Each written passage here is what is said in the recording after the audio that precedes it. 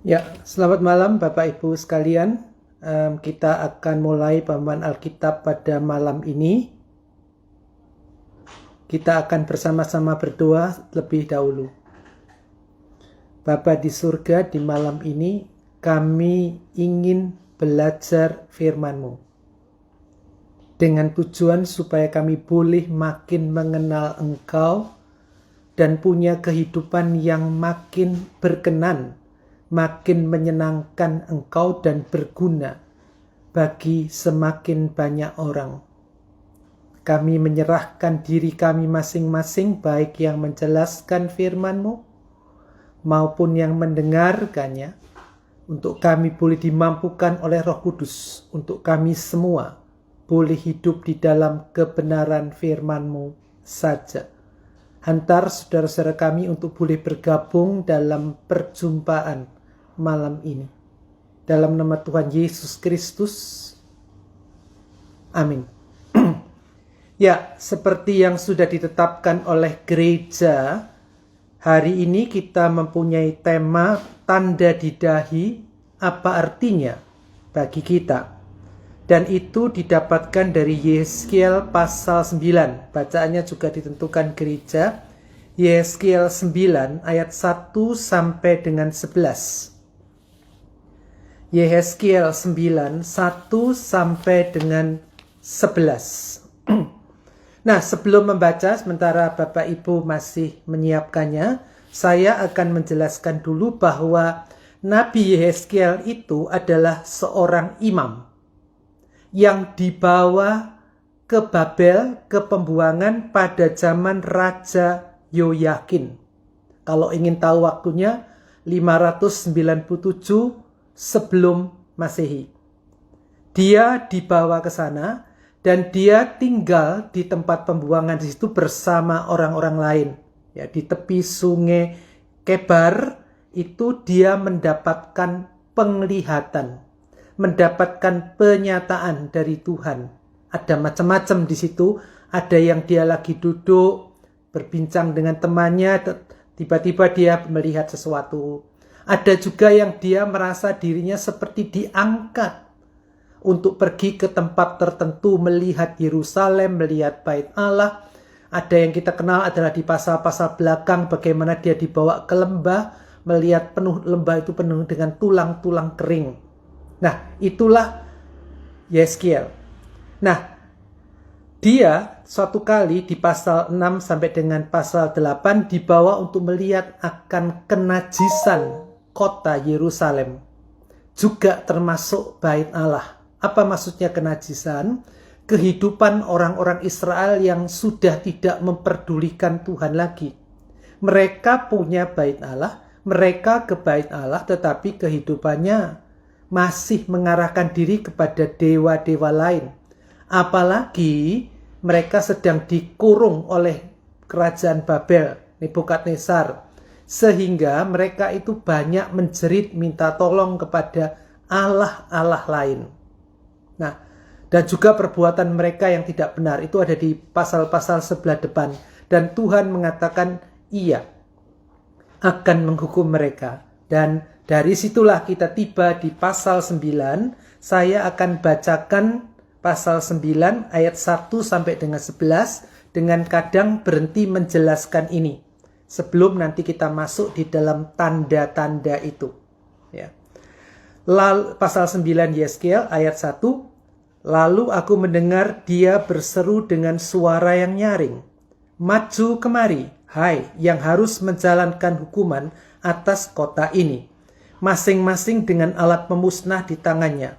Lihat, 6 orang laki-laki datang dari jurusan pintu gerbang atas yang menghadap ke utara, masing-masing dengan alat pemukul di tangannya. Dan 1 orang di antara mereka berpakaian lenan dan di sisinya terdapat suatu alat penulis. Mereka ini masuk dan berdiri di samping mezbah tembaga. Pada saat itu kemuliaan Allah sudah terangkat dari atas kerub tempat semula ke atas ambang pintu bait suci, dan dia memanggil orang yang berpakaian lenan dan yang punya alat penulis di sisinya. Jadi di sini Yeskiel itu dibawa untuk melihat bagaimana Tuhan memanggil 6 orang. Dan nampak 6 orang laki-laki membawa alat pemukul, yang satu membawa alat tulis. Ya. Dan selanjutnya, ayat 4. Firman Tuhan kepadanya, berjalanlah dari tengah-tengah kota, yaitu Yerusalem, dan tulislah huruf T pada dahi orang-orang yang berkeluh kesah karena segala perbuatan-perbuatan keji yang dilakukan di sana. Dan kepada yang lain-lain, aku mendengar dia berfirman, ikutilah dia dari belakang melalui kota itu dan pukullah sampai mati. Janganlah merasa sayang dan jangan kenal belas kasihan. Orang-orang tua, teruna-teruna dan darah-darah, dan anak-anak kecil dan perempuan-perempuan bunuh dan musnahkan. Tetapi semua orang yang ditandai dengan huruf T itu jangan singgung. Dan mulailah dari tempat kudusku. Lalu mereka memulai dengan tua-tua yang berada di hadapan bait suci. Kemudian firman-Nya pada mereka, najiskanlah bait suci itu, penuhilah pelataran-pelatarannya dengan orang-orang yang terbunuh. Pergilah. Mereka pergi keluar dan memukuli orang-orang sampai mati di dalam kota. Sedang mereka memukuli orang-orang sampai mati, waktu itu aku tinggal di belakang. Aku sujud dan berseru, kataku, aduh Tuhan Allah, apakah engkau memusnahkan seluruh sisa Israel di dalam mencurahkan amarahmu atas Yerusalem? Jawabnya kepadaku, kesalahan kaum Israel dan Yehuda sangat banyak, sehingga tanah ini penuh hutang darah dan kota ini penuh ketidakadilan. Sebab mereka berkata, Tuhan sudah meninggalkan tanah ini dan Tuhan tidak melihatnya. Karena itu aku juga tidak akan merasa sayang dan tidak akan kenal belas kasihan. Kelakuan mereka akan kutimpakan atas kepala mereka. Lihat, orang yang berpakaian lenan itu dan yang mempunyai alat penulis di sisinya memberikan laporan. Katanya, aku sudah kerjakan seperti engkau perintahkan kepadaku. Jadi, 5 orang diberi perintah oleh Tuhan untuk menghajar, menghabisi, memusnahkan tuntas semua orang di Yerusalem. Tetapi ada yang tidak boleh dimusnahkan, yaitu orang-orang yang sudah diberi tanda, ya, diberi tulisan oleh si pria yang memakai kain lenan itu, baju lenan itu.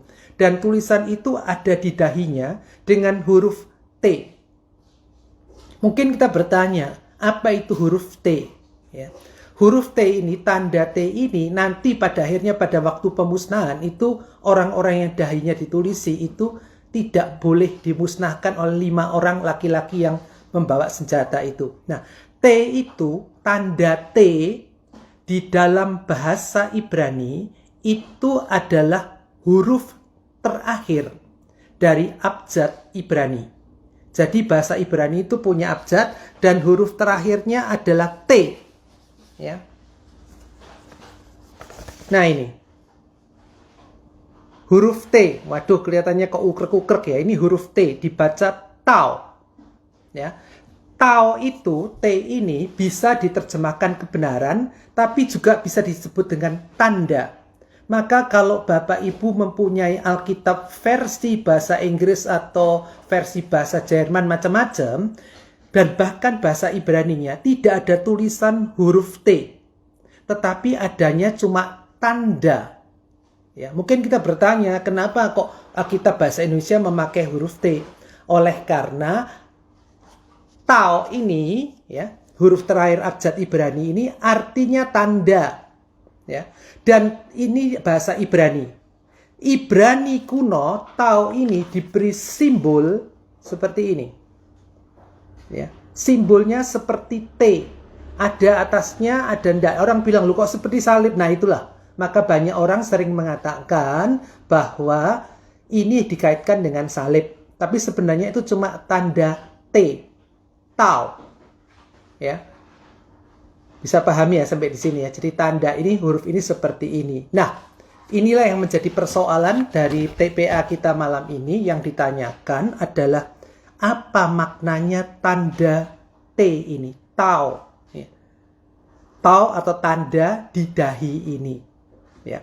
Mari kita melihat dulu bahwa di peristiwa perjanjian lama yang juga mirip dengan kehidupan bangsa-bangsa, tanda itu memang diberikan oleh si pemberi tanda dengan tujuan.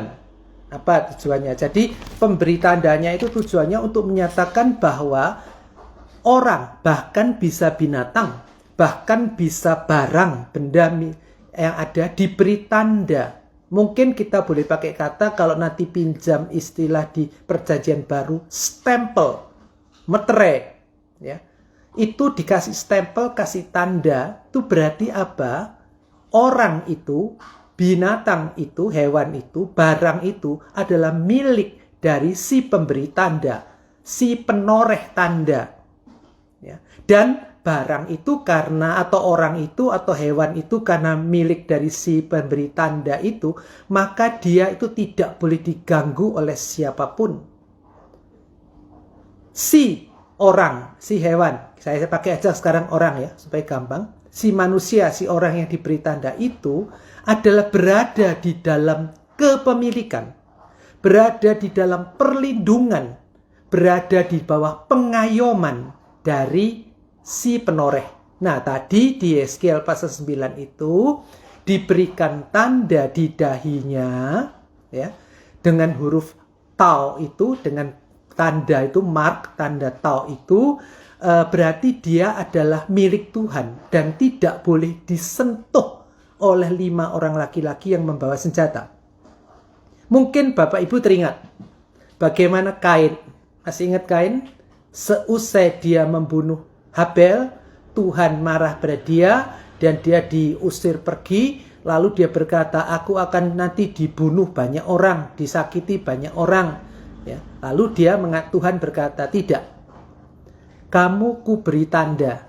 Di situ dipakai juga ada kata dasarnya tanda itu tau. Ya. Nah, tapi tidak disebutkan di Kejadian tandanya apa. Ya nampaknya ya huruf T itu.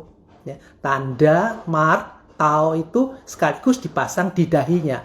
Tandanya itu adalah artinya apa? Bahwa Kain itu ada di dalam perlindungan Tuhan. Tidak boleh ada orang yang menyentuhnya. Siapapun tidak bisa mengganggunya. Kita juga bisa melihat bahwa Tuhan kadang tidak menuliskan tanda itu, misalkan dia sendiri atau malaikatnya.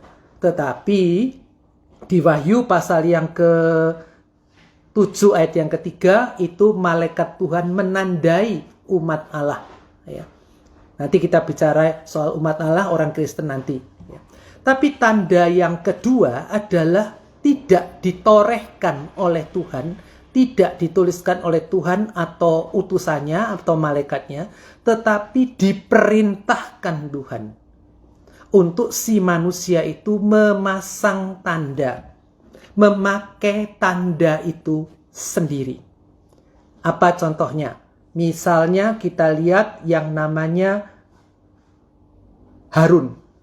Harun itu pada waktu ibadah tertentu di kemah suci, ya, dia harus memakai patam. Itu ada di Keluaran 28 ayat 36 sampai 38. Keluaran 28, 36 sampai 38 kita nggak usah baca itu. Itu cuma sistem ibadah dan pakaian imam besar. Nah, Harun harus memakai itu, sang imam besar itu harus memakai itu, terbuat dari emas, patam itu. Jadi patam itu semacam kantung kecil. Ada terjemahan lain, tefilin. Ya, tefilin. Nah, itu juga dipakai oleh orang-orang Israel. Kalau Harun itu dalam ibadah ya, tapi orang Israel juga disuruh pakai untuk mengingatkan mereka dan anak-anak mereka kepada Tuhan. Saya undang untuk Bapak Ibu membaca dari Ulangan pasal 6. Kitab Ulangan pasal yang ke-6. Nah, Ulangan pasal 6 ini dari ayat 6 itu adalah Shema. Shema itu pengakuan iman dari orang Yahudi. Ya. Saya baca aja mulai dari ayat 4. Ya. Ulangan 6 ayat yang keempat. Dengarlah hai orang Israel. Ya, kata dengarlah itu bahasa Ibraninya Shema. Ya. Dengarlah hai orang Israel, Tuhan itu Allah kita, Tuhan itu Esa. Kasihlah Tuhan Allahmu dengan segenap hatimu dan dengan segenap jiwamu dan dengan segenap kekuatanmu. Apa yang kuperintahkan kepadamu pada hari ini, haruslah engkau perhatikan. Haruslah engkau mengajarkannya berulang-ulang kepada anak-anakmu dan membicarakannya apabila engkau duduk di rumahmu, apabila engkau sedang dalam perjalanan, apabila engkau berbaring, dan apabila engkau bangun. Perhatikan ayat 8. Haruslah juga engkau mengikatkannya sebagai tanda pada tanganmu, dan haruslah itu menjadi lambang di dahimu. Dan haruslah engkau menuliskannya pada tiang pintu rumahmu dan pintu gerbangmu. Ayat 8 saya ulang. Haruslah juga engkau mengikatkannya sebagai tanda pada tanganmu, dan haruslah itu menjadi lambang di dahimu. Jadi, itu dilakukan oleh orang-orang Yahudi sampai dengan sekarang, ya, khususnya mereka yang sangat serius dalam ibadah. Dalam ada dua versi, ada yang mengatakan dipakai sewaktu ibadah pagi, ada yang mengatakan mulai dari pagi sampai dengan sore, kecuali hari Sabat. Nah, saya tidak pernah ke Israel, tapi punya gambarnya. Coba lihat sebentar, moga-moga jelas. Ya. Coba lihat di dahinya. Ya. Di dahinya itu bentuknya, kalau kita lihat aslinya bentuknya kotak. Lalu kotak, nanti isinya apa saya jelaskan nanti. Lalu diikat dengan tali. Terus, ya. Coba lihat ini. Ya. Ini.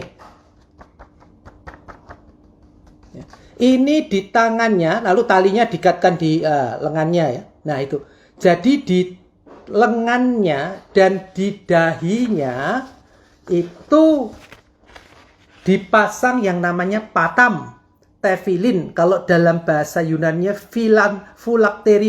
filakteria, ya, filakteri atau tali sembayang. Nah, ini biasanya dipakai oleh orang-orang Yahudi. Apa isinya kotak itu? Kotak itu kecil, ya. Jadi kayak kalau kita biasanya kerja lalu mau pakai sentolop, senter, kita ikat di sini, diikat ke sana. Nah, isinya itu adalah perkamen atau apa ya? Tulisan kertas yang berisi tulisan Alkitab, ayat-ayat Alkitab. Tadi kan dikatakan, ya, apa yang kukatakan, kuajarkan, tuliskanlah itu dan kenakanlah di dahi dan tanganmu. Jadi apa yang diisikan itu, sekedar untuk tahu, ya, kita tidak akan baca itu. Keluaran 13 ayat 1 sampai 10. Keluaran 13 ayat 1 sampai 10. Keluaran 13 11 sampai 16. Ya, itu isinya tentang Israel diingatkan bahwa mereka sudah dibawa Tuhan keluar dari tanah Mesir, maka mereka perlu melakukan peringatan-peringatan, memberikan korban bakaran, korban sulung, kemudian mereka juga melakukan peringati dengan Paskah itu. Jadi diingatkan, tulisan dari Keluaran 13 ayat 1 sampai 10 dan ayat 11 16 dipasang di dalam tefilin atau patam itu atau filakterion itu. Lalu ayat berikutnya Ulangan 6 ayat 4 sampai 9 yang tadi kita baca itu, Shema itu, ya. Lalu kemudian Ulangan 11 ayat 13 sampai 21, ya. Ulangan 11 13 ayat 21 itu mengatakan bahwa Israel harus taat Tuhan dan ingat bahwa mereka itu dibawa keluar dari tanah Mesir oleh pimpinan Tuhan. Dan mereka harus menjadikan itu tanda pada tangannya dan pada dahinya. Ya, itu tanda yang dibuat oleh orang-orang Israel sendiri. Ya, jadi diulangi, tanda itu ada dua macam. Tanda yang Tuhan berikan langsung, ya, entah dia tulis sendiri, entah malaikatnya atau utusannya, tidak soal, tapi dari Tuhan langsung. Yang kedua, tanda itu Tuhan perintahkan untuk orang itu memakainya, memasangnya, menuliskannya, ya, supaya orang itu kalau lihat tanda itu selalu ingat bahwa dirinya adalah apa tadi, kalau ada tanda itu miliknya Tuhan. Dan juga punya pengertian bahwa dia itu punya kehidupan yang mengabdikan diri, yang menyerahkan diri kepada Tuhan.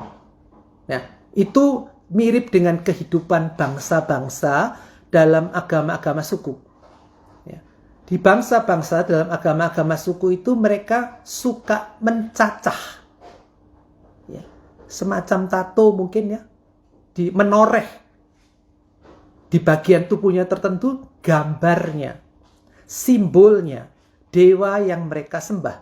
Itu sebagai tanda mereka menyerahkan diri, mengabdikan diri setia kepada sang dewa.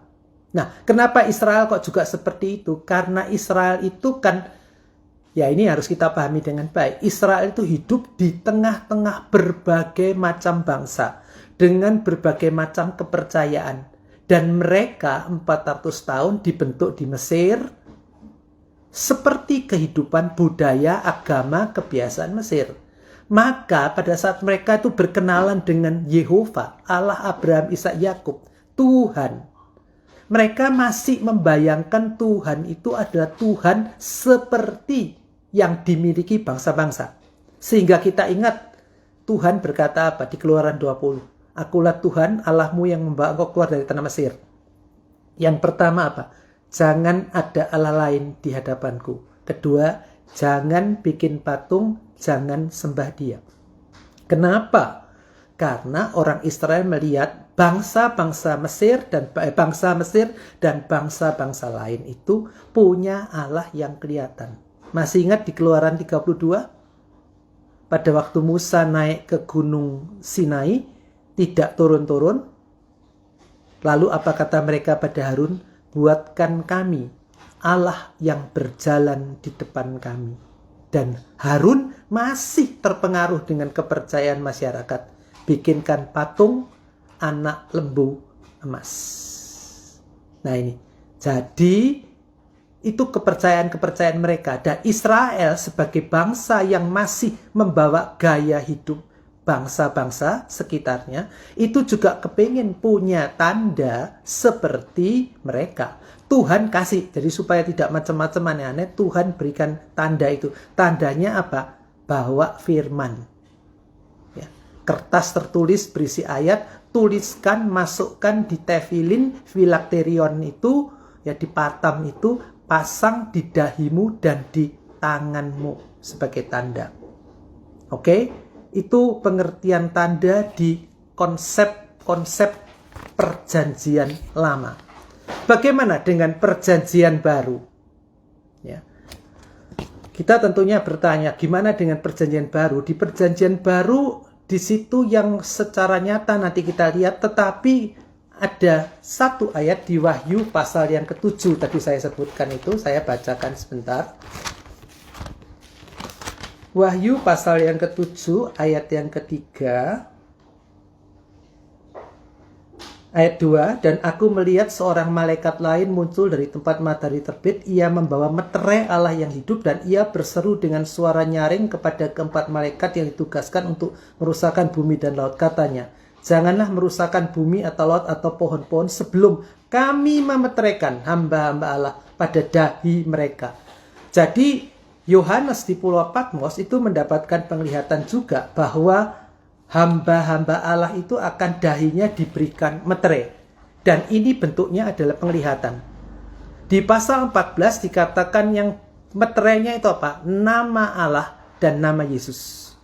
Ya, jadi itu kita lihat penglihatan yang dialami Yohanes. Dan penglihatan yang dialami seperti juga Yeskiel itu bukan berarti orang percaya dahinya dikasih tanda tau tadi, ya, atau distempel pakai nama Yesus, nama Allah, bukan. Tetapi ada tanda tersendiri. Nah, kita lihat tandanya itu apa? Ya, mungkin Bapak Ibu sana bertanya, kita ini orang Kristen dikasih indah stempel, meterai, tanda, tau itu sebagai bukti bahwa kita itu miliknya Allah. Ada. Mari kita buka. Sebelumnya tanda itu adalah apa? Milik Tuhan. Kita milik Tuhan, mendapat penyertaan perlindungan dari Tuhan, dan hidup kita harus diabdikan kepada Tuhan dengan adanya tanda itu. Ya. Mari kita buka Efesus 1, 13, 14. Saya undang Bapak Ibu buka Efesus 1 ayat 13 sampai dengan 14. Efesus 1, 13, 14. Efesus 1, 13, 14. Saya bacakan. Di dalam Dia, kamu juga, karena kamu telah mendengar firman kebenaran, yaitu Injil keselamatanmu, di dalam Dia kamu juga ketika kamu percaya, saya ulang, ketika kamu percaya, dimeteraikan dengan Roh Kudus yang dijanjikannya itu. Dan Roh Kudus itu adalah jaminan bagian kita sampai kita memperoleh seluruhnya, yaitu penebusan yang menjadikan kita milik Allah untuk memuji kemuliaannya. Kalau sedikit menyentuh bahasa Yunani, kata meterai itu spragis, ya, spragis. Dan itu juga dipakai kata spragis itu di tadi yang Wahyu itu, yang distempel di dahinya dengan nama Allah dan nama Yesus itu, ya, di Wahyu 7 dan Wahyu 14. Nah, kata spragis, meterai, stempel, boleh kita samakan dengan itu. Dengan apa? Tau itu. Kalau tau itu, tadi kalau kain itu kelihatan di dahinya, ya. Lihat kelihatan. Tapi kalau yang tadi Yeskiel itu dia melihatnya dalam bentuk penglihatan. Sama dengan Yohanes di Pulau Patmos. Tetapi ini kita juga diberi tanda langsung oleh Tuhan. Saya ulang. Tadi tanda ada 1 dari Tuhan. 2 tanda yang Tuhan perintahkan untuk kita membuatnya sendiri. Nah, di sini Tuhan memberikan tanda stempel meterai, yaitu Roh Kudus. Berarti kita semua adalah miliknya Tuhan. Oke? Apa buktinya kalau saya miliknya Tuhan, saya mendapatkan jaminan keamanan? Ada itu ayat 14 tadi. Dan Roh Kudus itu adalah jaminan bagian kita sampai kita memperoleh seluruhnya. Awas ya. Jaminan bagian kita sampai kita memperoleh seluruhnya, yaitu penebusan yang menjadikan kita milik Allah untuk memuji kemuliaannya. Jadi Roh Kudus itu jaminan. Saya pernah katakan di PA waktu onsite dulu, kata jaminan itu dari bahasa Yunani Arabon. Arabon. Arabon. Itu garansi. Jaminan, garansi, uang muka, tanda jadi, down payment, Voorskot, Indonesianya persekot. Bisa memahami ya, saya pakai beberapa kata untuk menunjukkan bahwa kita itu belum mendapatkan keselamatan seluruhnya. Ya, ingat ayat 14. Jaminan sampai kita memperoleh seluruhnya. Yang itu penebusan menjadikan kita milik Allah. Tapi kita dipastikan kita akan masuk di rumah Tuhan. Kita akan mendapatkan rumah Bapa, tempat di rumah Bapa, praktisnya masuk di surga. Jaminannya adalah apa? Kita sudah diberi down payment, uang muka, Voorskot. Jaminannya adalah Roh Kudus. Yang di mana Roh Kudus itu? Dimeteraikan di dalam kita. Kok tidak kelihatan? Nah, itu pertanyaannya. Memang Roh Kudus tidak kelihatan. Karena dia namanya aja roh. Roh itu pneuma, angin. Ya. Pneuma bisa diterjemahkan roh, bisa diterjemahkan angin.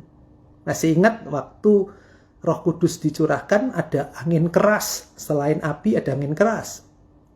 Yesus berkata pada Nikodemus, kamu tahu ada akibat dari angin, walaupun kamu tidak bisa lihat dari angin. Jadi angin itu ada, roh itu ada, tidak bisa dilihat, tetapi bisa dirasakan akibatnya. Oke, sampai di sini bisa ngikuti. Moga-moga tidak terlalu cepat karena saya berkejaran dengan waktu. Nah, sekarang pertanyaannya, kalau tadi di perjanjian lama kita melihat tanda itu diberikan Tuhan, atau tanda itu Tuhan perintahkan untuk kita memasangnya. Nah, sekarang pertanyaannya, apakah Tuhan memberikan perintah kepada kita untuk memasang tanda-tanda bahwa kita adalah orang Kristen? Siapa memberikan pendapat? Ada yang berkata salib. Oh bukan. Salib itu kita pasang sendiri. Bisa menjadi tanda, tidak salah. Kita pakai kalung salib, anting salib. Kalau ditanya, buat apa? Tanda saya pengikut Yesus Kristus. Umat Katolik memberikan tanda salib, ya macam seperti itu tanda. Tapi tidak kelihatan karena gerakan tangannya. Kita pakai itu. Ada lagi yang mengatakan gereja, itu tandanya orang Kristen. Silahkan. Tetapi tanda-tanda itu kalau kita tidak hati-hati menjadi bahaya. Ya, bahayanya apa? Kita berpusat kepada tanda-tanda itu dan bukan berpusat pada Tuhan. Ada orang yang pernah saya tanyai kenapa pakai salib, anak muda. Ya saya disuruh orang tua. Loh, tapi apa disuruh orang tua? Ya saya senang juga salib tak pakai. Katai engkong mak, katanya. Kalau pakai salib, setannya kabur. Nah, itu berarti apa? Menjadikan salib itu sebagai, ya was, tanda petik, jimat Kristen. Kita kudu hati-hati itu ya. Jimat itu benda, bisa juga benda ya, tapi saya anggap sementara benda yang dianggap punya kekuatan supranatural, kekuatan ilahi untuk melindungi kita. Jadi jangan bikin jimat Kristen. Hati-hati mereka yang di masa pandemi ini dulu sempat ya, sekarang sudah tidak, marah-marah. Kalau hari Minggu ke gereja, kalau hari Minggu tidak ke gereja itu berarti rasanya tidak beribadah. Itu hati-hati, kita sudah menjimatkan gedung gereja, suasananya. Nah itu nggak boleh. Maka kalau kita bertanya, adakah tanda yang Tuhan perintahkan untuk kita melakukannya sebagai bukti bahwa kita itu mengabdi menyerahkan pada Dia? Ada. Apa itu? Galatia 5, 22, 23. Bapak Ibu tidak usah buka, harus hafal. Apa? Galatia 5, 22, 23. Buah Roh Kudus. Ya. Buah Roh Kudus itu produksinya Roh Kudus, karya Roh Kudus, dan kita bersedia untuk dikerjai. Saya pakai istilah tanda petik, dikerjai, dibentuk oleh Roh Kudus, dan kita memunculkan kasih dan seterusnya sampai penguasaan diri itu. Ya, 9 buah Roh Kudus itu cuma contoh. Buah Roh Kudus itu banyak, bukan hanya itu hanya contoh 9. Ya, jadi kita yang sudah menerima, lebih gampang gini, kita yang sudah percaya Tuhan Yesus, kita menerima tanda, metere, Roh Kudus dalam diri kita. Ingat Yesus berkata, Roh itu kebenaran penghibur akan tinggal di dalam kamu, menyertai kamu selama-lamanya. Yohanes 14, 16 dan 26. Lalu kemudian jaminan kepastian keselamatan dan memunculkan buah roh. Itu pekerjaan yang dilakukan Roh Kudus untuk memperbarui kita. Sampai kapan? Sampai selama-lamanya. Jadi buah roh itu terus akan diproduksi oleh Roh Kudus dengan ketaatan kita padanya. Dan kita dipanggil untuk menyatakan, kalau saya pengikut Kristus, kalau saya orang Kristen, saya mengabdikan diri kepada Tuhan dengan cara apa? Menampakkan kehidupan yang berkenan bagi Tuhan, kehidupan yang berguna bagi banyak orang, dan itu diwujudkan dengan kasihi sesama manusia, dengan sukacita, dengan damai sejahtera sampai penguasaan diri. Nah, itulah tanda-tandanya. Dan kita tidak usah terlalu repot ingin memunculkan tanda-tanda yang lain. Ya, kalau mau dipakai kayak tadi itu kayu salib, kalung salib, it's okay. Tetapi ingat, pusatnya itu, tanda itu adalah untuk menyatakan kita disertai Tuhan. Satu, miliknya Tuhan. Dan yang kedua, kita mengabdikan diri kepada Tuhan. Dan pengabdian diri kita pada Tuhan adalah dengan bersedia dibentuk Roh Kudus. Melakukan kehendaknya. Memunculkan buah Roh Kudus yang sebenarnya diproduksi oleh Roh Kudus. Ya, saya berhasil sampai di sini, masih punya waktu sekitar 11 sampai dengan 16 menit. karena sebelum nanti harus mengakhiri ini. Katanya sebelum 60 menit harus selesai. Karena nanti harus masuk ke IGTV. Oke, mungkin ada pertanyaan, silahkan diketikkan di situ ya. Tapi jangan kirim ke WA saya karena saya memakai Instagram ini lewat handphone ya. Kalau ada pertanyaan silahkan. Tidak jelas mungkin atau bahkan mungkin saya tidak setuju ya, silahkan.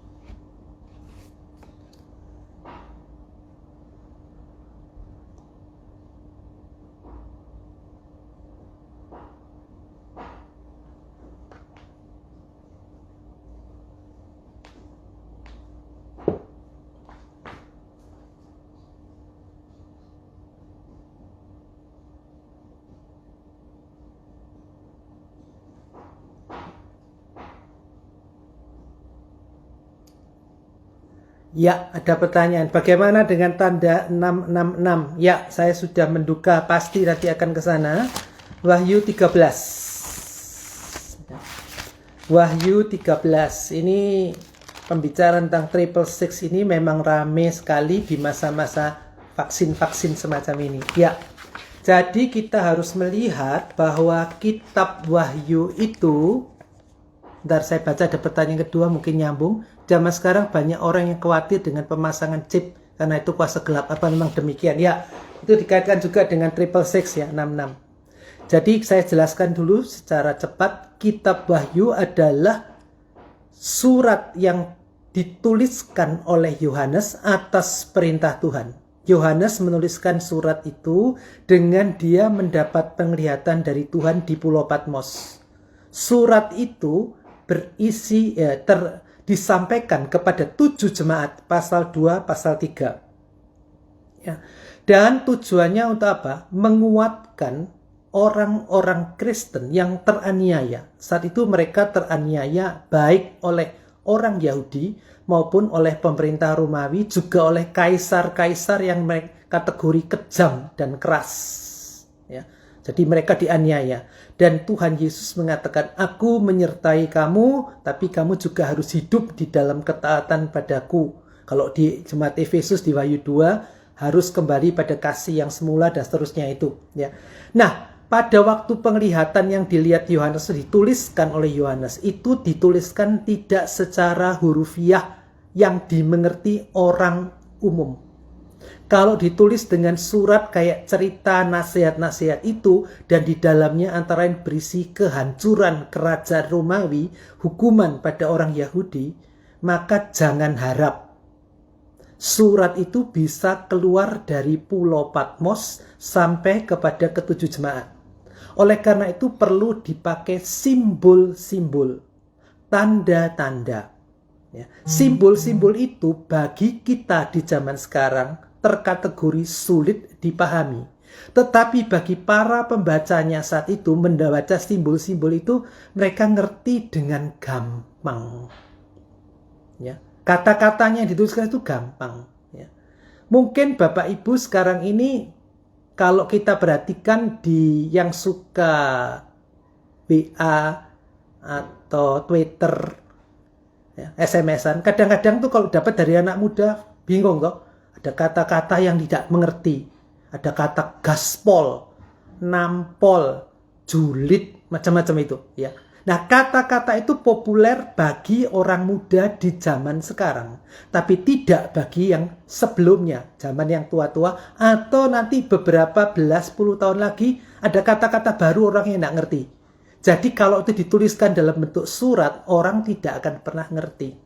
Atau contoh lain, kalau ada orang itu ingin, anak muda ingin ngedate, ngejak jalan-jalan pacarnya, maka dia kalau tulis, ayo kita nanti ketemu di sini jam sekian-sekian, maka kalau WA-nya diperiksa oleh papa mamanya, ketahuan ini mau ngapel, maka dia akan nulis dengan kalimat apa? Ayo kita belajar bersama, misalkan. Oh, orang tua bilang belajar bersama bagus, padahal belajar bersama itu ya berduaan, pacaran, semacam itu simbol-simbol. Nah, Wahyu pasal yang ke-13 itu berisi tentang iblis yang disimbolkan dengan naga tua, ular tua. Ya. Lalu ada juga binatang yang muncul dengan berbagai tanduk dan mahkotanya.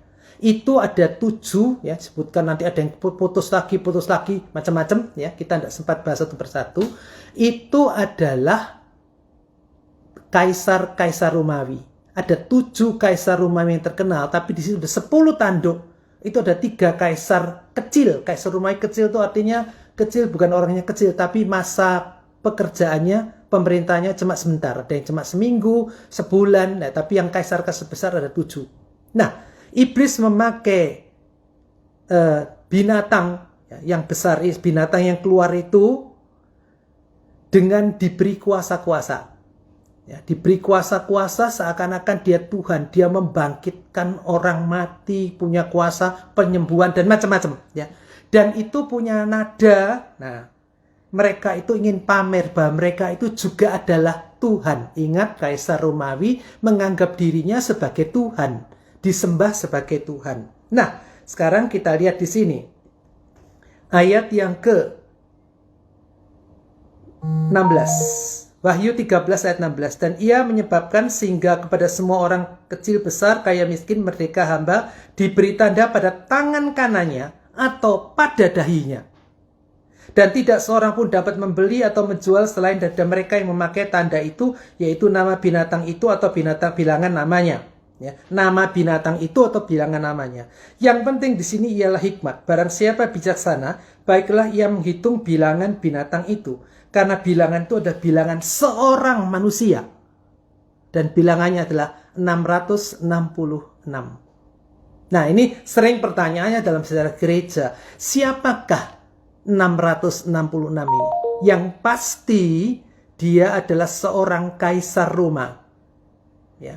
Tetapi kalau ditulis nama kaisar itu, tadi saya katakan di depan, jangan harap yang ditulis Yohanes di Pulau Patmos itu akan sampai kepada ke-7 jemaat. Jangan harap, karena pasti ditahan, dibredel, ya, dibakar oleh penjaga di Pulau Patmos itu. Maka dikasih simbol 666. Nah, 666 ini dipahami oleh si pembaca karena menggunakan pengertian apokaliptik terselubung, ya, bahasa terselubung, bahasa simbolis. Gematria, ada ilmunya namanya gematria. Jadi misalkan saya ngebut, ini bukan iklan ya, bukan endorse ya. Ayo kita pergi ke 369 Sanliok Ciu 369. Bapak Ibu sudah tahu, yang tidak ngerti ya silakan tanya nanti sama Pak Andreas, pasti tahu itu. Apa itu 369? Oh, depot yang jualan mie. Pakai 369 sudah ditujukan kepada mie, ada mie cacang, mie pangsit, ada nasi goreng, macam-macam. Ya, itu angkanya mie. Nah, tapi juga kadang-kadang kita lihat ini, ada mobil lewat, tulisannya RI1. RI1 siapa? Jokowi. Ya, bisa pahami sampai sini ya. Nah, demikian juga kalau disebutkan di sini pakai 666 ini nampaknya menganut faham gaya style Ibrani. Karena dalam bahasa Ibrani, Yunani, dan Latin itu nama orang sering digantikan dengan angka. Nah, itu namanya gematria. Nah, angka-angka itu menjadi simbol dari si pemilik orang itu. Jadi orang itu namanya diganti dengan simbol-simbol. Nah, ada kecenderungan, tidak pernah ada yang bisa memastikan siapakah 666 ini.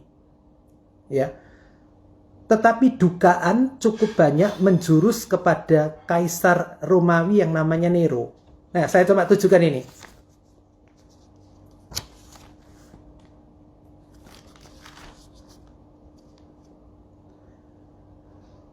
Nero dari atas ya, Neron. Loh kok Neron? Itu bahasa Latin atau bahasa Ibrani? Bahasa Latinnya nama Nero jadi Neron. Dan itu ada aturan-aturannya. Saya tidak hafal satu persatu, tapi misalkan alfa 1, beta 1, alef 1, bet 1, itu bahasa Ibrani Yunani ya. N itu berapa di situ? 50. E 6. R 500. O 60. N 50. Kalau dijumlah 666. Nah, itu kalau Nero. Ada lagi yang mengatakan itu Hitler. Ya, ada hitungannya, cuma saya tidak paham ya tuh. Karena itu caranya orang menghitung matematikanya hebat-hebat. Nama Hitler itu di total jumlahnya 666. Tapi kita tidak pernah tahu persis, tapi diduga karena kita hidup di era yang tidak sama dengan penulisan kitab Wahyu ini. Angka 66 itu menunjuk pada seorang kaisar Roma. Ada yang mengatakan Kaisar Domitianus. Itu kaisar terkejam di 7 kaisar Romawi yang terkenal. Tapi dugaan ini sekarang sementara banyak mengatakan itu Nero. Nah, mereka yang menjadi pengikut dari, nah ini, Nero ini, atau orang yang menjadi binatang yang berkuasa itu, penganutnya, pengikutnya, pengabdinya, karena Nero itu banyak digemari juga walaupun akhirnya dibenci karena kejam, itu biasanya mencacahkan, memberikan tanda kepada dahinya, tangannya sebagai pengikutnya. Ya. Perhatikan baik-baik, kita naik ke Wahyu 13 ayat 12 di atas. Wahyu 13, 12. Dan seluruh kuasa binatang yang pertama itu dijalankannya depan matanya. Ia menyebabkan seluruh bumi dan semua penghuninya menyembah binatang pertama. Yang luka parahnya telah sembuh. Jadi mereka yang mengabdikan diri kepada Kaisar Romawi itu, ya, karena sistem perdagangnya macam-macam, diberi tanda 666 di dahinya dan di tangannya. Kenapa dahi dan tangan? Rupanya menyindir atau meniru tradisi Yahudi yang tadi kita lihat ya, patam, filakterion, tefilin dipasang di dahi dan di tangannya. Jadi itu cuma tanda bahwa mereka miliknya yang diikuti, yang disembah. Jadi mereka menyembah kepada binatang itu, atau kalau kita mau terjemahkan secara nekat, Kaisar Romawi itu. Nah, lalu itu kemudian dalam penafsiran masa kini dikatakan itu ada kaitannya dengan chip yang dipasang di tubuh manusia. Ya. Sampai terakhir ini kan rame, orang divaksin lalu ada koin ditempelkan di tangannya, lalu nempel. Ya. Terus nggak nempel, tuh katanya nanti di vaksinnya ada magnet tertentu, itu chipnya, wah ribut sekali. Ternyata tuh nempel karena keringat ya. Jadi kita harus ingat, di dalam vaksin itu resmi dinyatakan tidak ada chip dan macam-macam. Jikalau andai kata misal umpama seadanya barangkali ada, karena teknologi modern kan mungkin chip itu super kecil toh, ada, itu tidak akan memberi pengaruh pada kita. Kenapa? Karena kita kan tidak mengabdikan, menyembah kepada pemilik chip itu. Dan jangan lupa, memang chip itu dipasang pertama dalam diri binatang-binatang yang dilepaskan di hutan untuk dipelihara. Bagaimana kehidupan mereka. Jadi binatang dilepaskan di hutan, kemudian diamati. Kehidupan mereka diamati dan itu perlu dimasukkan benda di dalamnya. Ya. Siapa lagi yang pernah dimasukkan di bendanya? Ini film, tapi kelihatannya film bisa sengguanan. Kalau Bapak Ibu pernah nonton 007, James Bond, Casino Royale, itu Bond itu dablek sekali. Maka di dalam dirinya dimasukkan, disuntikkan, ditanamkan chip sehingga ke monitor dia di mana dia berada. Kita sebenarnya secara suka tidak suka sudah kena juga lah. Bapak Ibu punya EKTP, Bapak Ibu punya kartu kredit, kartu debit.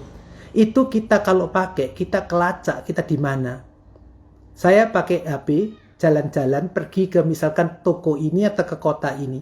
akhir bulan ada muncul. Anda sudah jalan-jalan ke kota ini, ke toko ini, berikan penilaian. Kok tahu? Suka atau tidak suka kita akan memakai itu. Dan kita tidak selalu harus mengatakan itu berarti antikristus. Enggak. Ya. Jadi jangan terlalu terburu-buru dengan memberikan vonis, enggak ada. Biarin aja, andai kata ya, kan kita tetap menyembah Tuhan. Loh. Kita kan punya Roh Kudus. Dimeteraikan dengan Roh Kudus yang lebih berkuasa. Jadi enggak usah takut. Divaksin, oke saja. Kartu kredit pakai, kartu debit pakai, EKTP pakai, enggak apa-apa. HP pakai, enggak apa-apa. Biarin aja. Kita enggak usah terlalu dipengaruhi oleh orang-orang yang, maaf istilah saya, kadang-kadang itu memanfaatkan kesempatan ini untuk memasukkan konsep-konsep yang kalau kita tidak waspadai bisa menyesatkan dan menggoyahkan kita. Ya, itu saja. Mohon maaf waktunya sudah habis. Jadi kalau dihitung tadi 7 kurang 5 sampai sekarang 8 kurang 10, 55 menit. Saya harus akhiri, saya akan berdoa. Bapa di surga, terima kasih malam ini kami boleh belajar firman-Mu. Apa yang kami dapatkan, kami bersyukur karena kami adalah milik-Mu. Sudah diberi meterai, diberi tanda, diberi stempel, dijaga, dipelihara. Bukan dengan benda, tapi dengan diri-Mu sendiri dalam pribadi Roh Kudus. Terima kasih. Roh Kudus bukan hanya memberikan jaminan perlindungan, tapi Roh Kudus memperbarui kami, memunculkan buah roh yang kami harus taat untuk itu. Sanggupkan terus dengan Roh Kudus untuk kami menjadi orang yang taat, yang menunjukkan bahwa kami adalah pengikut Kristus dengan memunculkan buah-buah roh. Kami bawakan seluruh jemaat-Mu di GKI Ngagel, mulai pendeta, majelis, pengurus komisi, dan seluruh jemaat. Biarlah mereka bersama-sama dalam kesehatan yang dari Tuhan, dalam penyertaan di pekerjaan mereka, di pelayanan mereka, di kehidupan iman, dan kehidupan rumah tangga dan dimanapun mereka berada. Tuhan jaga dan pelihara. Yang punya banyak persoalan, permasalahan, sakit, penyakit, ketakutan, kekhawatiran, Tuhan, Engkau sudah berikan Roh Kudus. Tuhan jaga, pelihara, tunjukkan yang terbaik bagi mereka. Terima kasih sekali lagi Tuhan untuk malam ini. Dalam nama Yesus Kristus. Amin.